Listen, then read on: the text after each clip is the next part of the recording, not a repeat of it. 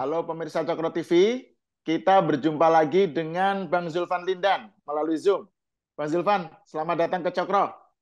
Selamat datang. Apa Saya tuh kabar? selalu selalu naksir dengan ininya itu, pakaiannya itu loh. Bang Zulfan ini selalu dandy, dandy. Iya. Kalau kalau Mas Sahal kan selalu pakai warna putih. Ah,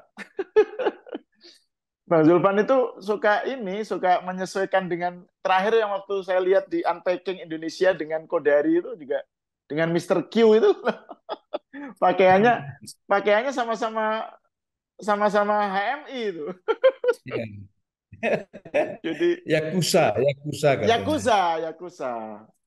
Nah, ini Bang Zulfan, saya itu pengen ngobrolin tentang perkembangan terbaru di dalam politik Indonesia lah ya, menjelang pelantikan presiden tanggal 20 ya. Kan barusan saya baca berita tentang pernyataan Pak Prabowo yang bilang Hmm. bahwa pertemuan dengan Bu Megawati itu akan segera terlaksana sebelum pelantikan. Jadi ini Hmm. kan sebelum ini kan banyak sekali perbincangan lah gitu ya tentang Ya. apakah PDIP akan masuk ke kabinet, apakah Hmm. akan ada pertemuan dengan Bu Mega, Prabowo dengan Bu Mega, bagaimana dampaknya kepada Pak Jokowi dan seterusnya gitu ya. Jadi ini saya ingin kita membahas soal makna dari pernyataan Prabowo itu, Bang Zulfan, bahwa akan ada Oke. pertemuan kemungkinan sebelum pelantikan. Gimana menurut Bang Zulfan? Baik Mas, terima kasih banyak. Assalamualaikum warahmatullahi wabarakatuh. Waalaikumsalam warahmatullahi wabarakatuh. Karena hostnya nggak pakai assalamualaikum, Iya, saya yang iya. pakai assalamualaikum. Betul, betul. Ya, supaya segera aja Mas. Jadi Mas Sahal, eh, kalau saya melihat gini, pertama kita melihat karakter Pak Prabowo dulu. Ya, Pak Prabowo ini kan orangnya selalu ingin mengajak semua pihak itu bergabung dan bersatu, Hmm, ya, agar masyarakat melihat bahwa para elit di negara kita ini elit yang bukan membuat konflik, tapi elit yang membangun kekuatan persatuan nasional kita, sehingga untuk membangun Indonesia itu lebih mudah. Apalagi kan kita tahu apa Mas Sahal, masih ada saja orang-orang yang terus terang kalau kita bilang melakukan atau mengganggu, hmm, ya, mengganggu sekali eh, situasi politik kita saat ini. Jadi agak memanfaatkan situasi ini, terutama menjelang akhirnya eh, kekuasaan Pak Jokowi dan akan masuk ke pemerintahan Pak Prabowo.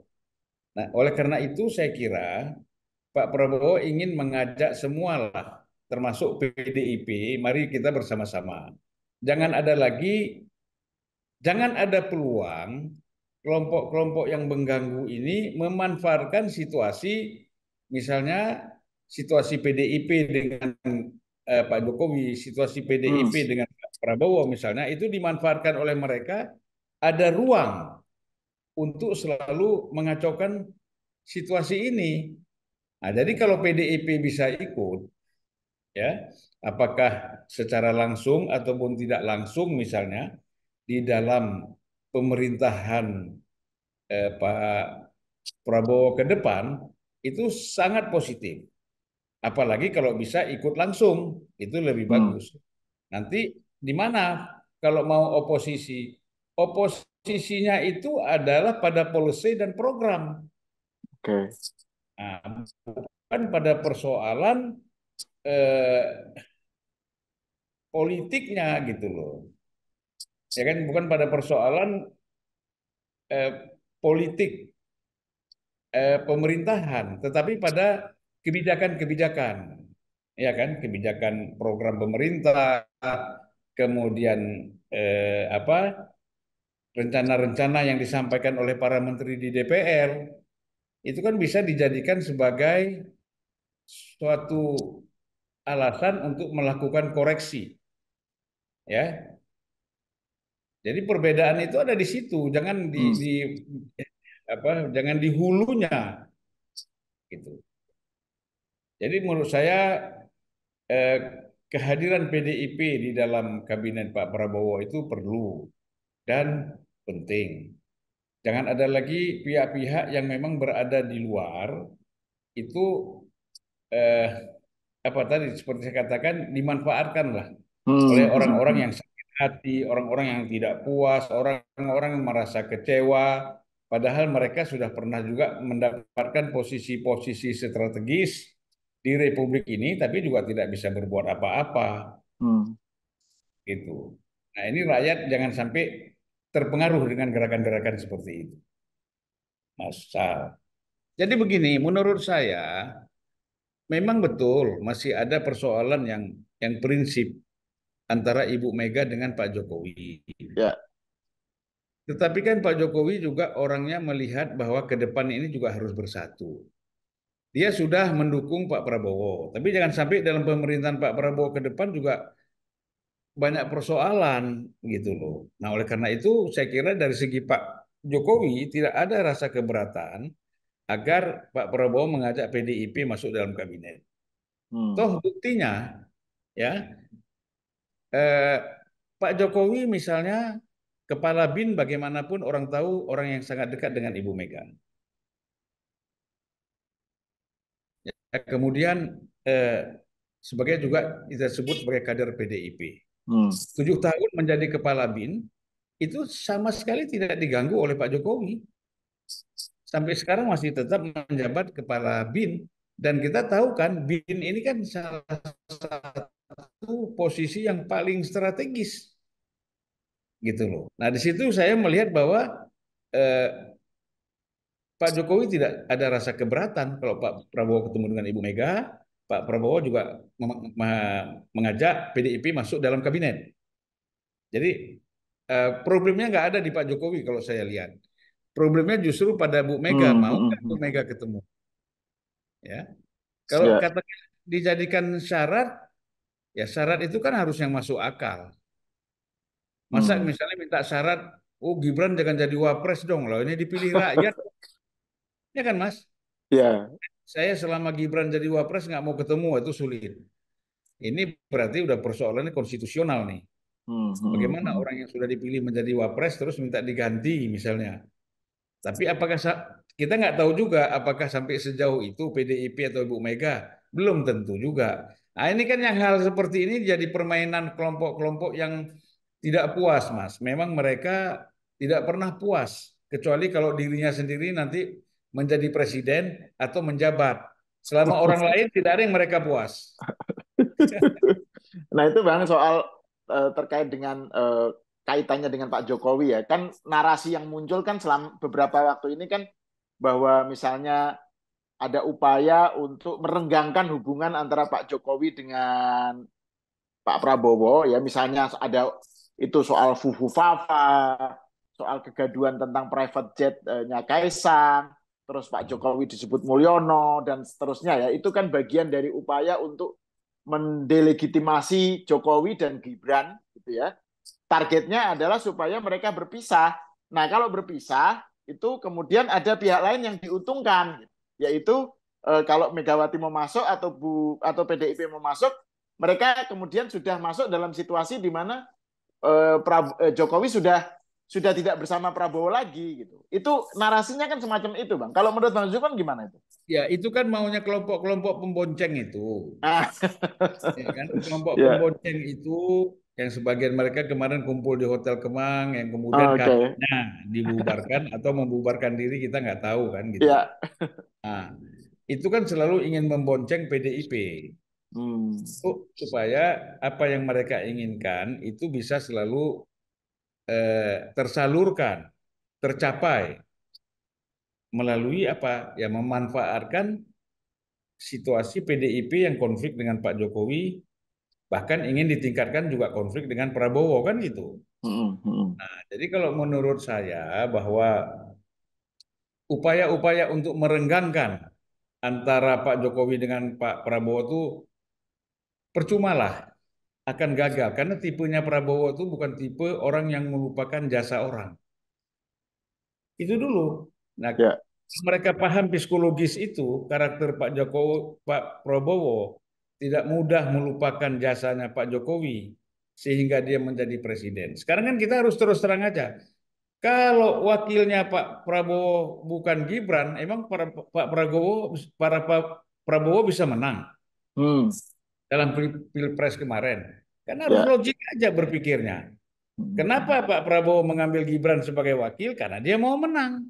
Ya. Iya kan? Nah kan Ganjar nggak mau jadi wakilnya Prabowo kan? Kalau Hmm. Ganjar juga mau jadi wakilnya Prabowo, menang juga. Nah, jadi lucu orang-orang ini.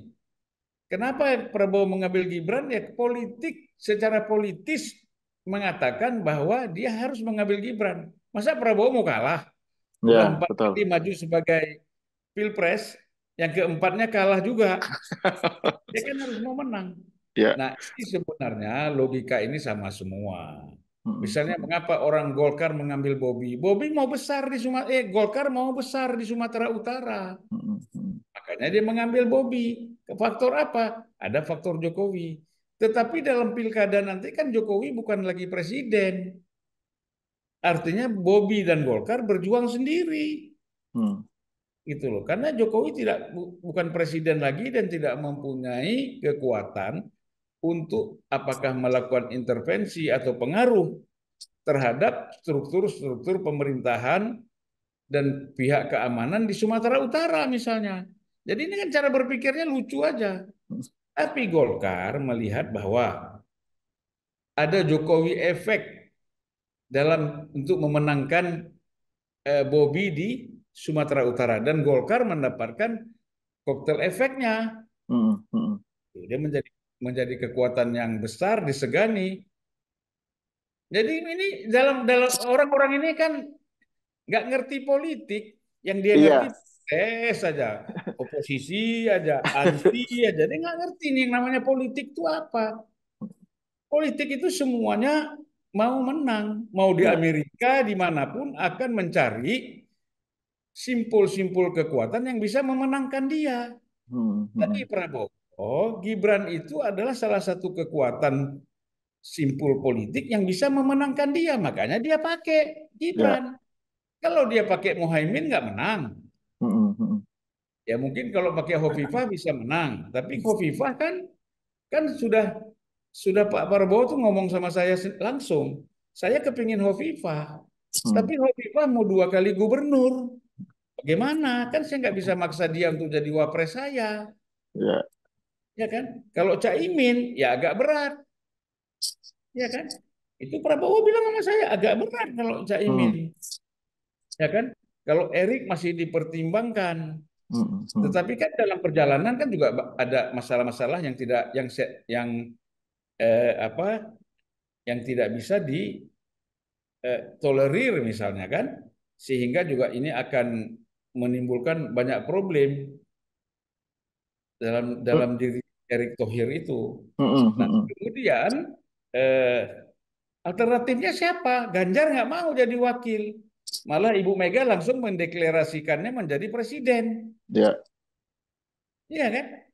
Ya, alternatifnya harus bagaimana menarik Jokowi. Nah, menarik Jokowi adalah Gibran. Hmm. Itu logik dalam politik. Jadi Ya. orang ini tidak berpikir logik di dalam politik. Jadi biarkanlah yang penting kita militan. Nah, bagaimana? Ini Nah itu gimana? Bang, itu yang menarik nih poin. Ini memang harus seorang politisi senior ini, kawakan ini yang harus bisa melihatnya ini. Aspek bahwa Gibran itu dijadikan oleh cawapres oleh Prabowo itu adalah pertimbangan supaya menang, itu yang nggak dilihat Bang. Ya, Yang iya. dilihat sekarang ini adalah selalu narasi yang muncul, misalnya dari Rocky Gerung ya, misalnya, dan kawan-kawannya lah. Misalnya bilang bahwa Gibran ini akan jadi beban bagi Prabowo. Jadi Gibran, Jokowi, dan keluarganya itu akan jadi beban bagi Prabowo ke depan, sehingga cara untuk supaya Prabowo bisa leluasa itu harus dipotong gitu jalurnya apa ininya kaitannya dengan Gibran selalu dilihatnya begitu gitu Bang. Kalau saya As lihat Rocky Gerung dan kawan-kawan itu menjadi beban buat Prabowo, bukan Gibran. Iyalah, Iya iya iya iya. bebannya di mana? Kan dia tahu nggak konstitusi. Hmm. Seorang wakil presiden itu adalah pembantu presiden. Bebannya di mana? Selama presiden tidak menugaskan dia, dia tidak bisa berbuat apa-apa kecuali apa yang ditugaskan oleh presiden. Saya yakin Gibran tuh tahu betul itu. Hmm. Hmm. Hmm. Dia tidak akan bersikap seperti Yusuf Kala. Pada saat Yusuf Kala menjadi wapresnya SBY, pada saat Yusuf Kala menjadi wapresnya Pak Jokowi yang Jokowi. banyak dan ide-idenya sendiri yang kadang-kadang berbeda dengan presiden. Hmm.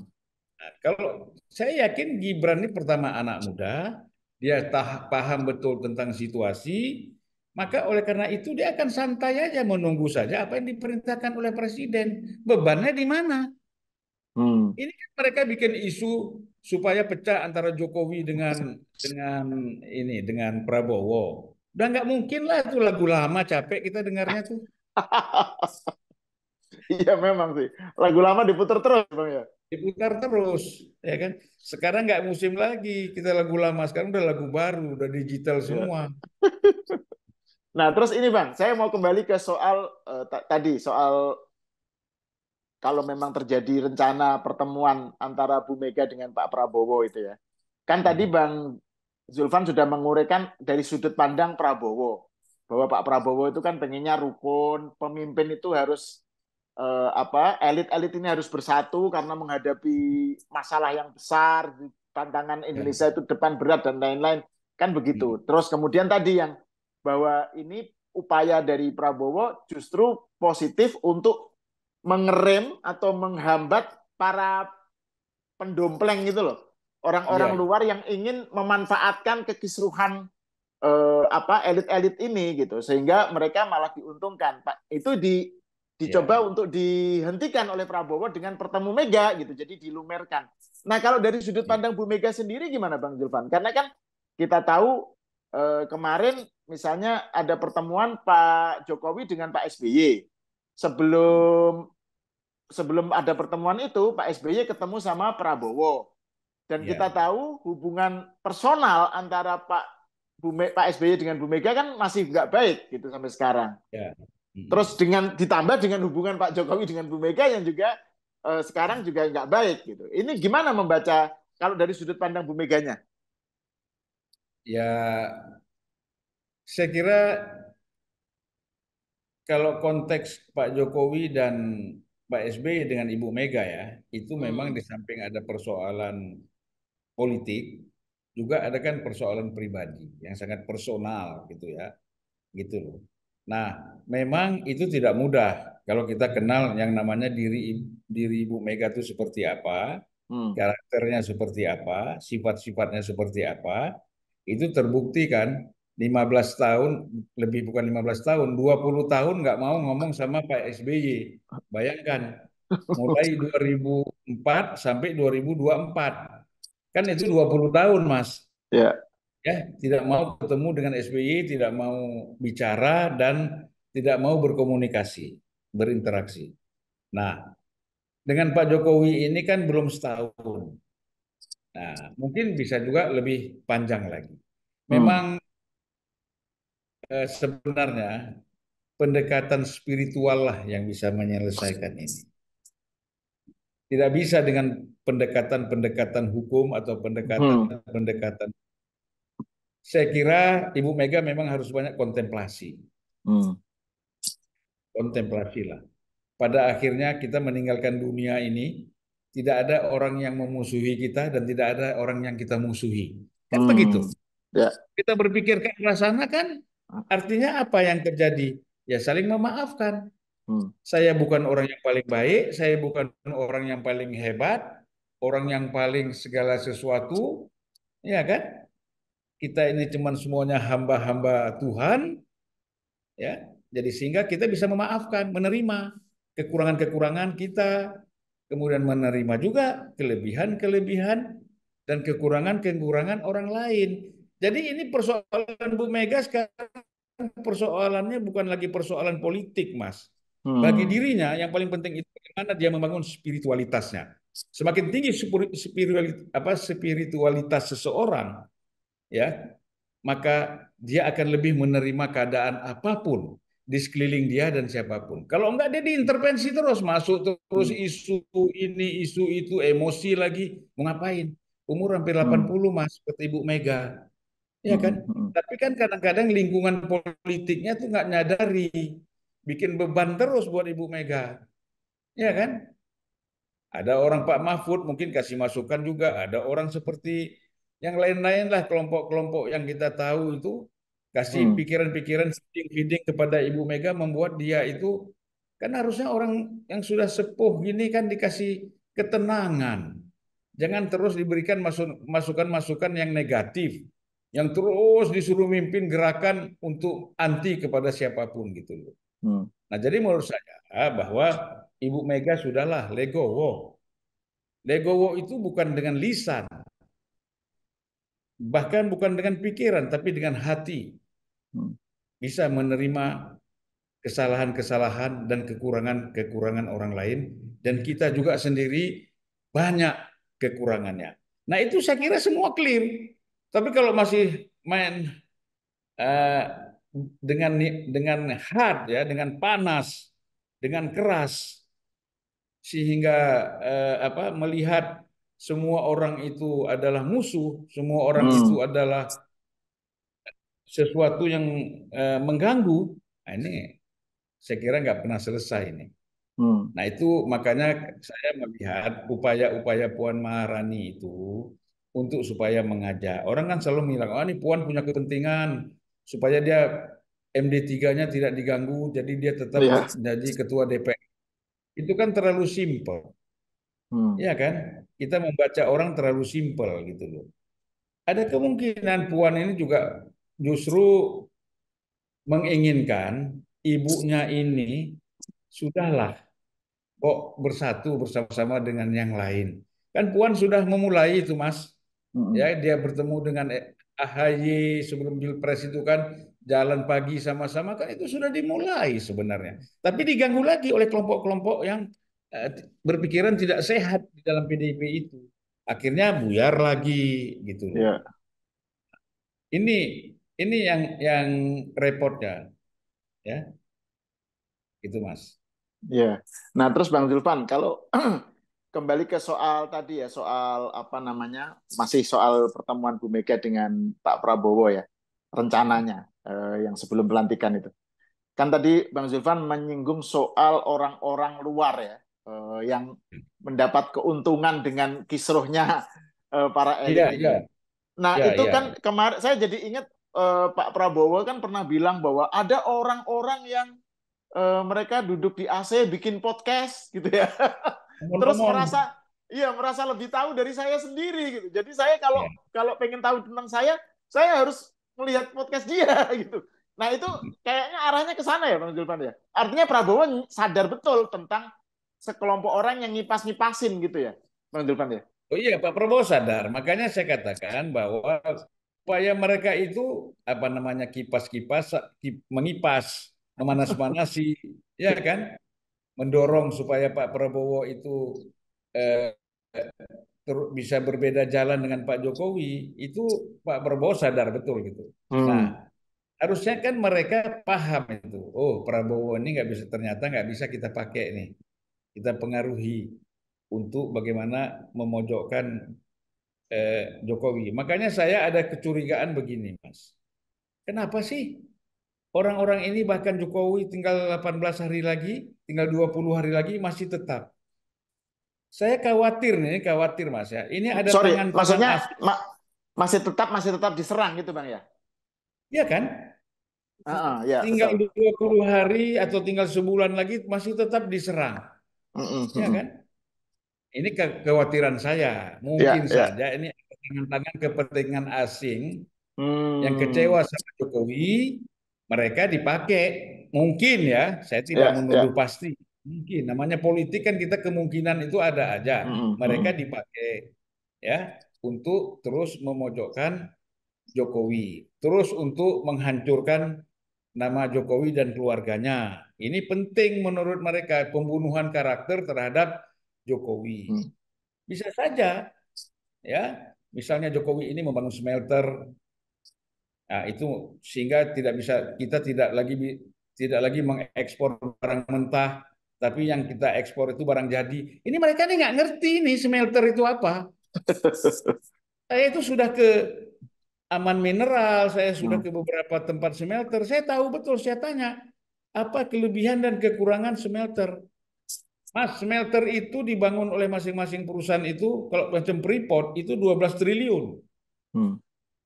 Kalau seperti emas yang di itu 9 triliun yang di NTB itu. Dan kemudian apa yang mereka peroleh? Jadi mereka betul-betul tidak menjual tanah. Dulu kan yang dijual itu bongkahan. Itu Hmm. namanya kita jual tanah air itu. Tanah-tanah situ ada tembaga, ada emas, kita jual semua. Mereka Hmm. senang Hmm. negara-negara asing yang mengimpor dari kita itu karena mereka banyak sekali manfaat. Setelah dengan semester semester ini Smelter. smelter itu kan terseleksi tembaga mana, emas mana, Ya. yang ada lagi yang lain-lain misalnya itu sudah terseleksi. Itulah yang dijual keluar. Itu yang asing itu tidak mau. Berikut juga termasuk nikelnya, ya kan, termasuk nikel gitu loh. Ini orang-orang ini nggak paham. Nah, akhirnya negara-negara yang dirugikan Hmm. oleh kebijakan-kebijakan ini bisa jadi bagaimana membangun kebencian. Ada ini orang-orang yang sakit hati, tadi sakit hatinya Hmm. cuma sedikit, membenci sedikit, dendam sedikit. Kita besarin aja nih, kita kasih bensin aja biar tambah besar. Ya kan? Nah, itulah Ya. yang terjadi sekarang. Orang-orangnya kan itu-itu aja dari periode pertama Jokowi. Gatot, Hmm. Din Samsudin, ya kan? Kalau Refli Harun kan baru-baru aja terkejut ini, ya kan? Nah, siapa lagi tuh? Abraham Samad baru aja muncul, Ya. Ya. ya kan? Ya kalau dilihat kenapa dia turun dari KPK kan dia harus berkaca diri juga dari Hmm. ketua Hmm. KPK, ya kan? Nah, jadi ini orang-orang ini saya curiga bisa saja kemungkinan ada tangan-tangan kepentingan luar memanfaatkan kelompok ini, Mas. Hmm. Hmm. Bikin aja itu Mas judulnya, Mas. Biar seru kita ini, biar kita buka-bukaan aja lah, ya kan?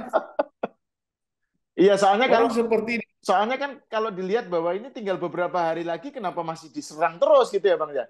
Kan Ya, karena itu kebencian kepada Jokowi. ya, ya, Mana tahu Prabowo misalnya dengan diserang terus begini, Prabowo terpengaruh dengan mereka, ya, ya, ya. ya kan? Wah, terpengaruh, terus wah mengambil langkah-langkah, misalnya tidak suka sama Jokowi, praktis tidak suka sama Gibran. Hmm. Ini kan lucu-lucu aja. Dia tahu nggak? Gibran menjadi presiden sudah melalui proses konstitusional. Artinya apa? Proses pemilihan pilpres. Ya, Bagaimana Prabowo bisa mengganti dia? Berarti kan prosesnya harus konstitusional lagi. Dan ini lama lagi.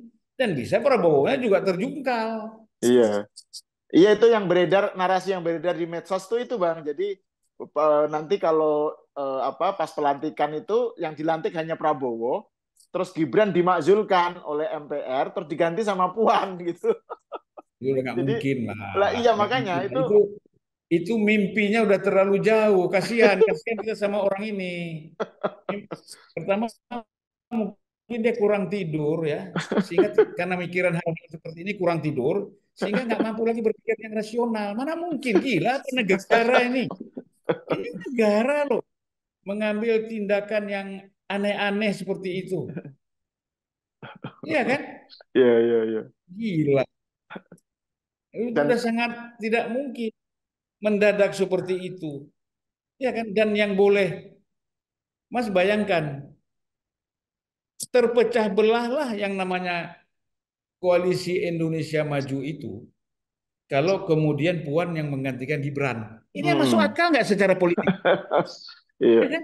Nah, ini maka saya bilang nggak ngerti politik, permainan politik, masalah politik nggak ngerti. Yang tahunya teriak-teriak, Hmm. ngerti dia ngerti berteriak. Bagaimana mungkin Dan ada juga itu koalisi yang ada begitu problem dengan PDIP, tiba-tiba Puan yang jadi wakil presiden? Coba logikanya di mana itu? Tidak ada yang lebih bodoh dari itu iya, logikanya. Logika politik ya.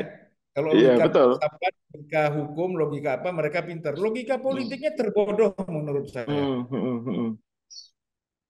Nah, terus ini Bang, yang juga tidak kalah menarik itu tadi soal Bang Zulfan tadi menyinggung sedikit soal oposisi ya.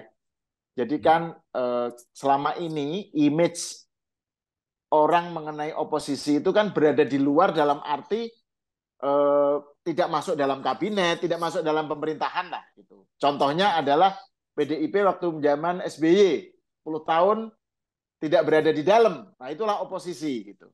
Nah, tapi Ya, kita kan dulu pernah ngobrol di dalam podcast ini, Bang Zulfan di Cokro TV bilang bahwa pengertian oposisi itu nggak seperti itu gitu. Justru kalau di parlemen, partai-partai itu malah justru banyak yang kerjasama. Bisa diuraikan lagi nggak Bang soal oposisi ini? Tadi Bang Zulfan sempat nyinggung sedikit sih. Image tentang oposisi semacam itu tuh ini masuk akal nggak? enggak, kalau oposisi mana? Oposisi partai apa orang di luar partai nih, Mas? Ya, image tentang oposisi itu kan harus berada di luar gitu. Jadi kalau PDIP itu berada di luar itu maka dia sudah benar posisinya sebagai oposisi. Kalau dia masuk ke kabinet maka oposisi akan mati, demokrasi akan mati, gitu Bang. Jadi kan narasinya itu adalah Oh. demokrasi ini mengalami backsliding apa declining bahkan sekarat gitu. Kalau semuanya diserap oleh Prabowo gitu. Loh, justru kan kita katakan bahwa oposisi itu bisa terjadi di dalam parlemen Ya, ya. pada saat DPR dengan pemerintah melakukan rapat dengar pendapat ataupun rapat-rapat policy yang diajukan oleh pemerintah kepada DPR, partai koalisi itu bisa menolak.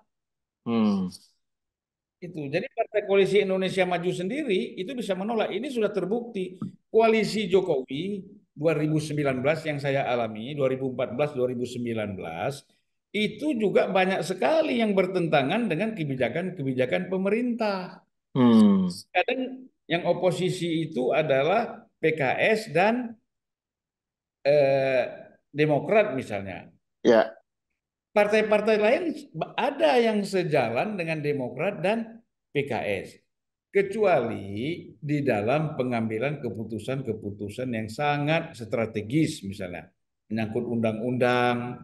Nah, itu memang betul-betul terbelah dengan partai oposisi. Tetapi di luar itu sering sekali. Misalnya pansus-pansus, panja-panja. Dalam memutuskan sesuatu lebih sering juga partai-partai yang ada di luar itu oposisi, bisa bekerja sama ya di dalam parlemen. Begitu juga bahwa di dalam parlemen sesama anggota partai koalisi yang ada di parlemen itu juga bisa menolak kebijakan-kebijakan dan polisi-polisi yang dibuat oleh pemerintah. Hmm, Itu bisa. Nah, makanya saya katakan tadi bahwa kita ini kan presidensial, itu semuanya bisa ada dalam parlemen, tetapi masing-masing bisa melakukan sikap politik yang berbeda hmm. dalam hal keputusan-keputusan tertentu. Apakah namanya pansus undang-undang atau pansus suatu kasus, itu bisa berbeda, gitu Mas. Jadi yang merepotkan itu kan bukan oposisi yang seperti itu, tapi Hmm. oposisi liar ini loh, nggak punya basis, ya kan? Ah, Basisnya cuma medsos, ya. Di luar itu nggak punya basis. Nah, ini ingin manfaatkan kan kayak seperti kita lihat keributan-keributan yang kemarin terjadi di Hotel Kemang itu kan. hmm. Nah, diharapkan kan itu viral, ternyata kan nggak viral gitu loh. Iya, Ya kan orang udah tahu ini pemain-pemain lama semua, all crack semua. iya. Kan itu aja orang udah capek. Netizen dan Gen Z itu lihat ini apa ini orang-orang ini Hmm. gitu loh. Iya. Dan kelihatan banget ini kok kayak malah justru banyak hal yang memunculkan pertanyaan gitu ya. Nah, Iya. kita nggak tahu apa yang terjadi kok tiba-tiba ada pembubaran dan lain-lain gitu. Meskipun ya tentu saja kita harus menunggu polisi untuk melacak apa yang sebenarnya terjadi gitu. Nah Polisi kalau juga dari bingung, sudut polisi juga bingung siapa yang diperiksa, siapa yang mau ditangkap. Nah, terus kalau ini Bang, yang terakhir nih ya. Kalau dari sudut pandang Pak Prabowo sendiri ya, andaikan nanti misalnya PDIP masuk, Bang. Ini kan orang bicara mengenai kabinet, zakon kabinet dan Hmm. apa, misalnya kabinet yang terlalu gemuk karena keinginan untuk mengakomodir partai-partai politik pendukung itu kemudian menjadikannya jadi mengabaikan soal profesionalisme dan seterusnya. Nah ini dengan misalnya nanti andaikan terjadi pertemuan dan kemudian membuahkan hasil PDIP masuk, itu soal ini gimana Bang? Soal kabinet yang terlalu terlalu gembrot gitu nanti gimana Bang Zulfan melihatnya itu? Begini Mas, persoalan kita ini terlalu banyak. Oke. Persoalan kita terlalu banyak. Satu kementerian itu kadang-kadang terlalu banyak menangani bidang-bidang yang luas. Ah, saya kira bidang yang diurus itu kan sama, Mm-mm. tapi ini ingin supaya kerja lebih detail. Gitu. Jadi seorang menteri itu akan kerja lebih detail. Misalnya masalah keuangan ada eh, badan penerimaan negara misalnya, Mm. ya kan? Ya. Yang selama ini berada di bawah Menteri Keuangan kan? Mm-mm. Mm-mm. Nah, jadi Menteri Keuangan tuh ada uang masuk, uang keluar, ada dirjen, dibikin aja satu badan sendiri. Gampang kita ngeceknya. Kemana uang itu? Ya, dibuat apa? Berapa masuknya? Berapa keluarnya? Kan gitu. Nah, jadi saya kira eh, badan kementerian yang ada sekarang itu dipecah, ya, dipecah untuk supaya bisa kerja lebih detail lagi di dalam menangani masalah-masalah yang lebih banyak. Jadi menurut saya itu nggak ada masalah lah, Hmm. nggak ada masalah itu Mas. Memang Kecuali kalau kecuali orang itu ditaruh bingung mau kerja apa. ya kan ini Bang, jadi kalau memang berdasarkan kebutuhan sih masuk akal ya bahwa misalnya kayak Kementerian Kemendikbud itu kan katanya mau dipecah tiga karena memang itu besar banget kan. Iya. Ada kebudayaan, ada pendidikan tinggi, ada pendidikan dasar dan menengah gitu. Nah itu memang ada upaya untuk supaya lebih fokus dipecah tiga atau dua atau saya nggak tahu lah. Nah tapi yang dipersoalkan orang tuh gini Bang, jadi karena memang Prabowo itu kecenderungannya dia pengen menampung semua, maka ini kan ada banyak orang yang titipan dari partai itu kemudian dicarikan posnya, bukan sebaliknya. Kalau yang sebalik idealnya kan sebaliknya, ada kebutuhan, kemudian ada kementerian yang dibentuk untuk menanggulangi kebutuhan itu atau badan ya, badan setingkat menteri, baru dicarikan orangnya. Nah, yang dikhawatirkan orang itu kalau yang terjadi sebaliknya. Jadi Prabowo ini harus nampung nih orang-orang dari partai-partai, terus dibikinlah badan-badan atau menteri baru, kementerian baru untuk menampung si orang itu gitu. Menurut Mas Zulfan Ya, gimana? ya. Nanti kan kita lihat terbukti dan ternyata bahwa badan-badan baru itu bukan diduduki oleh para tokoh partai politik, tetapi Hmm, adalah orang-orang profesional. Kan gitu. ya, ya. Kalau kita bicara zakon kabinet itu jangan meniadakan partai politik. Partai politik juga banyak orang yang profesional. Ya. Misalnya di depan ada Sudrajat apa tuh, Hmm, yang ahli ekonomi, ya. ya kan? Nah, Anu dari PAN ya, dari PAN ya kalau nggak salah ya. di depan Ya, Sudrajat kan namanya ya, itu ya, siapa? betul.